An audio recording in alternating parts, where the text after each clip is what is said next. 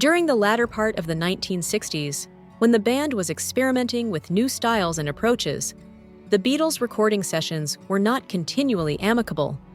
Wearied from years of touring and the Beatlemania that accompanied their concerts, Paul McCartney, John Lennon, Ringo Starr, and George Harrison decided to spend more time in the studio and resigned from touring in 1966. Its groundbreaking 1967 album, Sgt. Pepper's Lonely Hearts Club Band, and its 1967 follow-up, The White Album, were both influenced by this, and they helped to redefine popular music. Artistic disagreements and John's subsequent distaste for Sgt. Pepper made for tumultuous sessions for The White Album, so be prepared for an arduous process. They started working on Get Back after finishing The White Album. Begun in January 1969, the recordings were intended to bring the Beatles full circle and herald their comeback to performing live. That didn't work out, though, and the Get Back recordings became April 1970's Let It Be, the album that officially ended the Beatles' run as a group.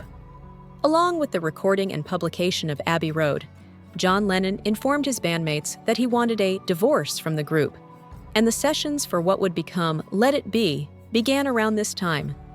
Paul's solo career didn't begin in 1970, but by then, the Beatles had already broken up. Paul, Ringo, and George had to complete the record Let It Be without John. John's departure from the band was announced privately. Therefore, the four of them had a rough time. George, irritated with his part in the band, briefly left during the Get Back sessions. Juxtaposed with John's description of it, one song on the CD seems to capture the spirit of that time. John and Paul had their differences in the final years of the Beatles. John was not hesitant to criticize and contradict Paul, whether it was his claim to have written Eleanor Rigby, when in fact it was Paul's work, or his distaste for Paul's other songs, like as Let It Be, Obla Di, Obla Da, and the concluding medley to Abbey Road.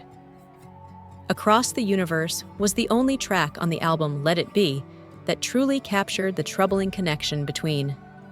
John composed the song and has stated that the memorable line, "Words are flowing out like endless rain into a paper cup," originated from his frustration with his first wife, Cynthia. Attempts to record the song were made by the band in February 1968 during the recording of a non-album single. After hearing Across the Universe, John was dissatisfied with it, so Paul composed and performed Lady Madonna, and the Beatles released it with The Inner Light as the B-side. Originally published in December 1969 on the charity album No One's Gonna Change Our World, the song sat on the shelf for over a year before finally seeing its second release.